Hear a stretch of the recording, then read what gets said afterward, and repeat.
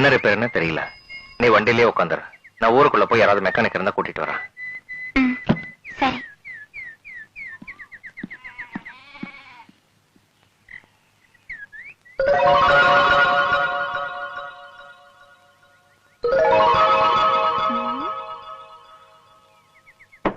Hello, நீங்க இந்த ஊர்ல தான் இருக்கீங்களா? சின்ராஸ் மாமாவும் நீங்களும் கல்யாணம் பண்ணிட்டீங்கன்னு கேள்விப்பட்டேன். காரும் பங்களாவுமா ஏதோ வசதியா இருப்பீங்கன்னு நினைச்சேன். இப்படி கால்நடையா போறீங்க. கல்யாணத்துக்கு பிறகு எல்லா பொண்ணுக்கும் இனிஷியல் தான் மாறும். உங்களுக்கு தலையெழுத்தே மாறிடுச்சு. ஏதோ கலெக்டர் ஆக போற அது இதுன்னு சொன்னாங்க. ஆயிட்டியா? இப்ப தெரியுதா நான் ஏன் சின்ராஸ் மாமா வேண்டான்னு சொன்னேன்னு? அந்த ஆள கல்யாணம் பண்ணியிருந்தா நானும் உன்ன மாதிரி தான் காலம் பூரா அடுப்படியிலையும் கணத்தடியிலையும் தான் கிடக்கணும். நீ ஒரு படிச்ச முட்டாள். அத சொல்லிட்டு போலான்னு தான் வந்தேன். பாரு,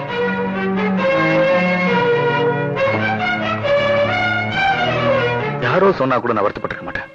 ஆனா யார் முன்னாடி நான் நல்லா வாழணும்னு ஆசைப்பட்டனோ அவளே என்ன கேவலப்படுத்த முடியாது. ஆயிடுச்சு பத்தியா? அதைத்தான் எனக்கு தாய்க்க முடியல. நான் வேணா படிக்காத முட்டாள இருந்துட்டு போறேன்.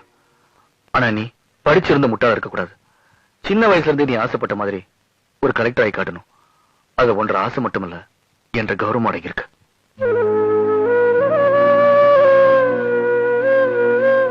நான் கலெக்டர் ஆகுறதுதான் உங்களுக்கு சந்தோஷம்னா, அதுதான் உங்களுக்கு கௌரவம்னா, நான் கண்டிப்பா படிக்கிறேங்க.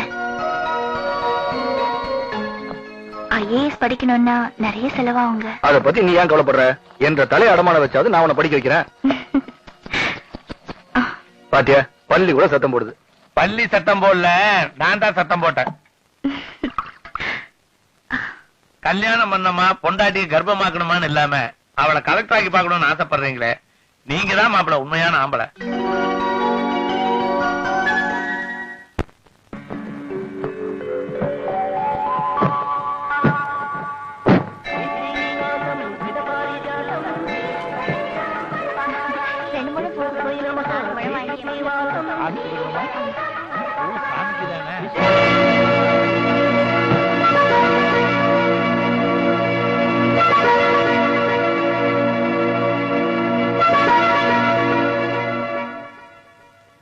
அஞ்சு, ஆறு, ஏழு, எட்டு. எப்படி எப்படி முதலாளி கூட உட்கார்ந்துதான் வேலை செய்வாரா? இவரு படுத்துக்கிட்டே வேலை பாப்பாரா? 9, 10. என்ன பாத்துட்டு இருக்கீங்க? வேண்டுதல். போங்க போங்க. 11. ஏதாவது ஒண்ணு சரியில்லைன்னா என்ன பண்ணுவீங்க? என்னடா செய்வோம்? உங்களுக்கு தான் தெரியுமே. கலட்டி தூக்கி எரிஞ்சிருவோம். இப்படி எல்லாம் மூட்டை தூக்கி கூலி வேலை செஞ்சுதான் குடும்பத்தை காப்பாத்தணுமா? அப்படி என்னங்க அவசியம்? நான் படிச்ச படிப்புக்கு கூலி வேலை தான் பார்க்க முடியும். முதலாளி ஆக முடியுமாக்க? ஏன் ஏன் ஆக முடியாது? நம்ம கிட்ட பணம் காசு தாங்க இல்ல. உழைப்பு இல்லையா? முயற்சி இல்லையா? இல்ல புத்திசாலித்தனம் தான் இல்லையா? கரெக்ட்மா, நான் கூட அதான் யோசனை பண்ணேன். ஏமாப்ல, ஒரு பழைய பஸ் விலைக்கு வருது, நீங்க ஏன் அதை வாங்க கூடாது? இதெல்லாம் நடக்கிற காரியங்களா? பஸ்ல போறது கூட வழி இல்லாம தான் நடந்து போயிட்டு இருக்கிறேன். நானாவது பஸ்ஸாவது வாங்குறதாவது. இத பாருங்க மாப்ள, பணத்தை பத்தி கவலைப்படாதீங்க. எவ்வளவு பணம் வேணாலும் கேளுங்க, நான் தர்றேன். சும்மா வேண்டாங்க, கடனா வாங்கிக்கங்க. உங்களால எப்ப முடியுமோ அப்ப திருப்பி கொடுங்க. சொந்தக்காரனா தான் ஏத்துக்கல, அட்லீஸ்ட் கடன்காரனாவது ஏத்துக்குவீங்கன்னு பார்த்தேன். அது கூட நீங்க தயாரா இல்லைங்கும் போது இனிமே நான் இந்த ஊர்ல இருக்கிறதே அர்த்தம் இல்ல. வர மாப்பிள. அங்கிள் கொஞ்சம் நில்லுங்க. அங்கிள் இவ்வளவு சொல்றாங்கல்ல, நாம வாங்கிக்கலாங்க. சீக்கிரமா வட்டியும் முதலுமா திருப்பி கொடுத்துடலாம். சரிங்க.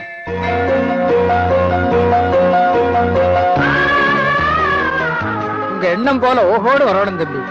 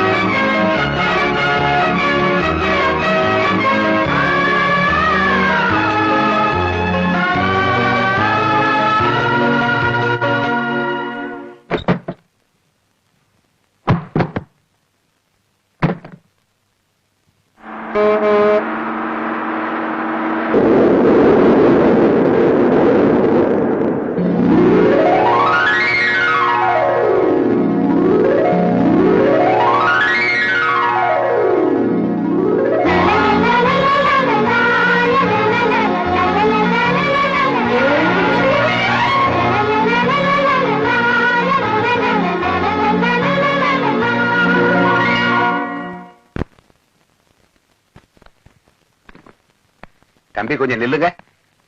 நாங்க பொள்ளாச்சி தாலுக்கால இருந்து வரோமுங்க. கலெக்டரை பார்த்து ஒரு பெட்டிஷன் கொடுக்கணும். இவ்வளவு பேர்லாம் அனுப்ப முடியாதுங்க. யாரா 2 பேர் போலாம். உங்களை யாருங்க பிரசிடென்ட்? பிரசிடென்ட் எல்லாம் வரலீங்க. கவுண்டரியே தான் எங்களுக்கு எல்லாமே. சக்திவேல் கவுண்டர்னு சொல்லுங்க. ஒரு சீட்ல எழுதி கொடுங்க. நோ பொலிட்டிஷியன்ஸ் பத்திலாம் நீங்க கேர் பண்ணாதீங்க.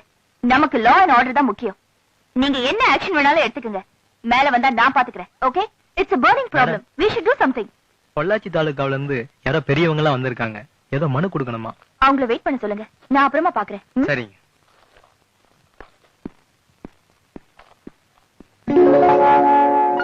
ஆறுமுகம், மேடம். அவங்கள இமிடியேட்டா வர சொல்லுங்க. சரிங்க.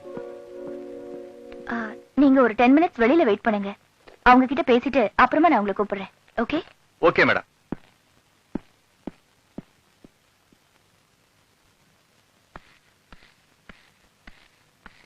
வணக்கங்க. வணக்கம். உட்காருங்க.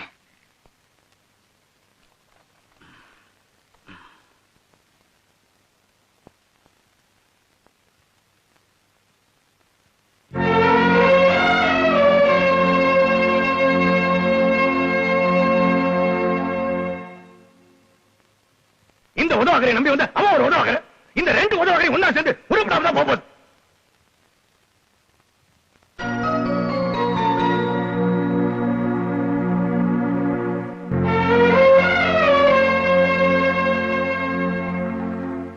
உங்க தாலுகாவுக்கு ஆலியார் டேம்ல இருந்து தண்ணி திறந்து விடணும்னு பெட்டிஷன் கொடுத்திருக்கீங்க. நீங்க உட்காரலாம். இந்த தாலுகாவுக்கு ஆல்ரெடி நாங்க தண்ணி திறந்து விட்டுருக்கோமே.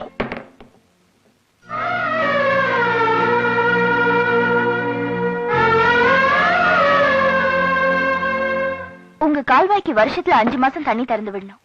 அப்படி பார்த்தா ஜூலை டு நவம்பர் திறந்து விட்டுருக்கோமே. சொன்னானுங்க. போன தடவை தண்ணி திறந்து விட்டப்ப புயல் வெள்ளம்லாம் வந்து பயிரெல்லாம் அடிச்சிட்டு போயிருச்சுங்க. மறுபடியும் நடுவ நட்டு இருக்கிறோம். இப்ப நீங்க டேம திறந்து விட்டாதான் எங்களுக்கு உபயோகமா இருக்கு. அப்படி ஒரே ஒரு தாலுகாவுக்காக மட்டும் தண்ணி திறந்து விட முடியாது இல்லையா? தாலுகான்னு பார்த்தா ஒண்ணுதானுங்க.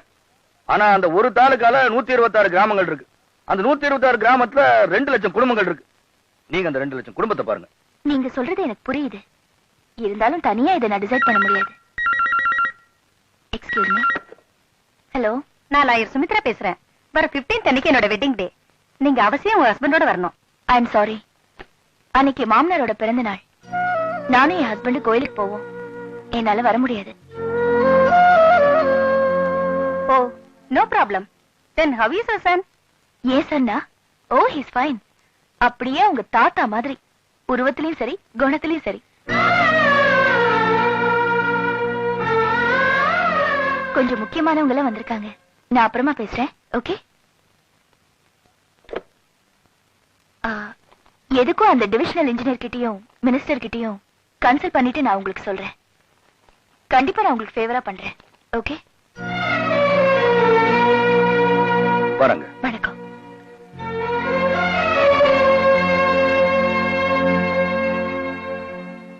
ஆனால் நம்ம கலெக்டர்மா ரொம்ப புத்திசாலிங்க.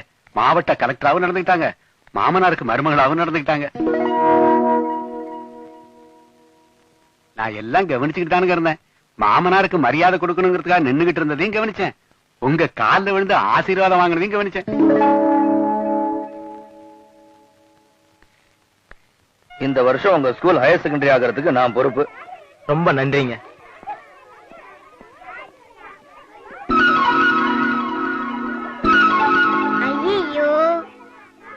நீ வந்துட்டு இருந்ததை கவனிக்கலப்பா, தெரியாம பட்டுருச்சு. பரவாயில்லைங்க. யாராவது வேணும்னே மையத்துவாங்களா?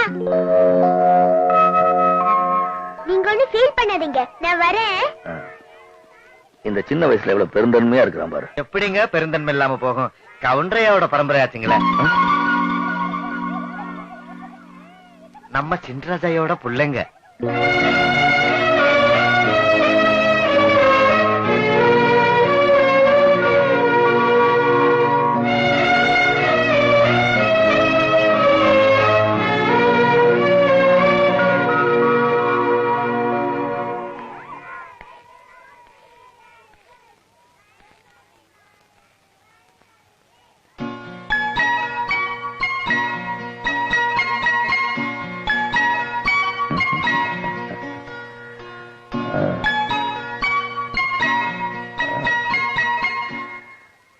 உன் பேர் என்னப்பா?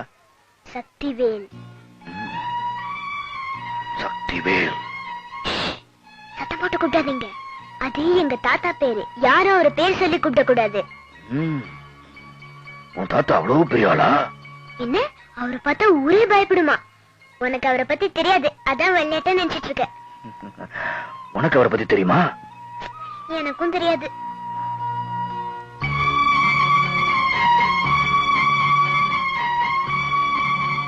ஐ யானை, ஐ யானை, யானை, யானை. உனக்கு அதுல சவாரி செய்யணுமா? ஆமா. இந்தப்பா, ஏனுங்க இந்த குழந்தை அதுல ஏத்திட்டு போக முடியுமா? போலாங்கய்யா. ஓடிச்சு ஓடிச்சு.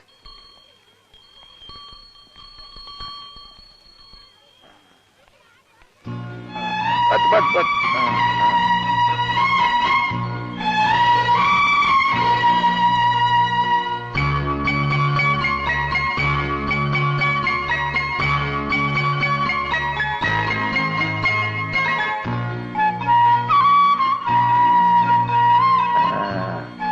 நல்லா இருந்துச்சா? இந்தப்பா.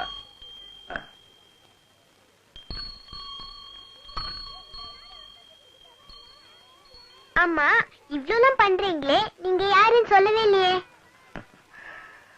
ஸ்நேகிதன் வச்சுக்கிய. ஸ்நேகிதன்னா ஃப்ரெண்டு. அப்ப நீங்க எனக்கு ஃப்ரெண்டா? ஆமா. ஓகே ஃப்ரெண்ட், பஸ் வந்துருச்சு, நான் வரேன்.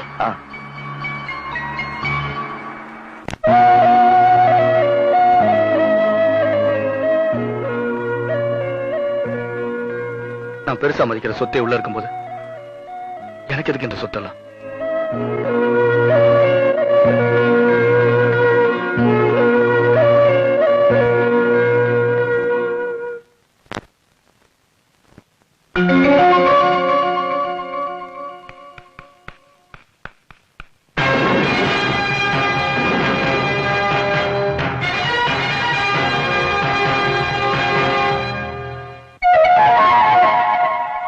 வணக்கம். வணக்கம், உட்காருங்க.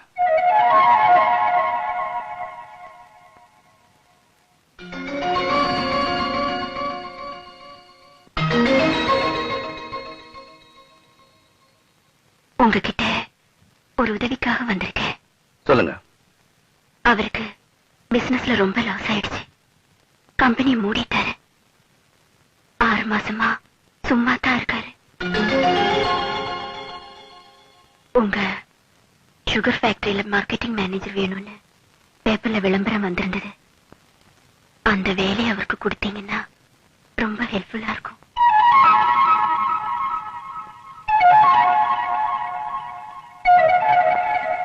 அவங்களுக்கு சாப்பிடுறது ஏதாவது கொண்டு வா. என் கம்பெனில உங்க ஹஸ்பண்ட் ஒர்க் பண்றதுல உங்களுக்கு ஒன்னும் கௌரவ குறைச்சல் இல்லைன்னா எனக்கு ஒன்னும் அப்செக்ஷன் இல்ல. நாளைக்கு வர சொல்லுங்க, அப்பாயிண்ட் பண்றேன்.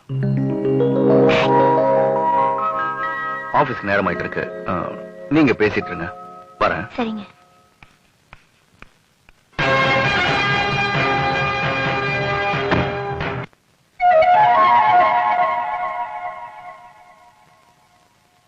காலம் எவ்வளவு வேகமா சுத்துது பாத்தீங்களா?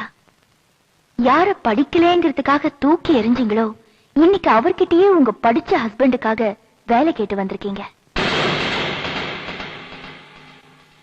அன்னைக்கு 4 பேர்கிட்ட உன்னை அறிமுகப்படுத்த முடியுமான்னு கேட்டீங்க. இன்னைக்கு பாருங்க, அவரோட அறிமுகத்துக்காக எத்தனை விஐபிகள் காத்துட்டு இருக்காங்க தெரியுமா? வேலை வெட்டி இல்லாத முட்டாள்னு அவரை சொன்னீங்க. இன்னைக்கு எத்தனை எம்ஏக்கும் எம்பிஏக்கும் அவர் வேலை கொடுத்துட்டு இருக்காரு தெரியுமா? நான் உங்களை குத்தி காட்டணும்னு இதை சொல்லலைங்க. யாரையுமே நாம கேவலமா எடை போட்டுற கூடாது. அதுக்காகத்தான் சொன்னேன். எல்லா ஆணோட வெற்றிக்கு பின்னாலையும் ஒரு பெண் தான் காரணமா இருக்கான்னு சொல்லுவாங்க. பெண்ணோட வெற்றிக்கு பின்னால ஒரு ஆண் காரணமா இருக்காருன்னு எதுலயுமே சொன்னதில்லை. ஆனா நான் சொல்றேன், என்னோட வெற்றிக்கு பின்னால என் ஹஸ்பண்ட் தான் காரணமா இருக்காரு. இப்ப சொல்லுங்க, நான் படிச்ச முட்டாளா இல்ல நீங்க படிச்ச முட்டாளா? உங்க மனசு புண்படும்படியா பேசியிருந்தா என்ன மன்னிச்சிருங்க. கண்டிப்பா உங்க ஹஸ்பண்டுக்கு வேலை இருக்கு.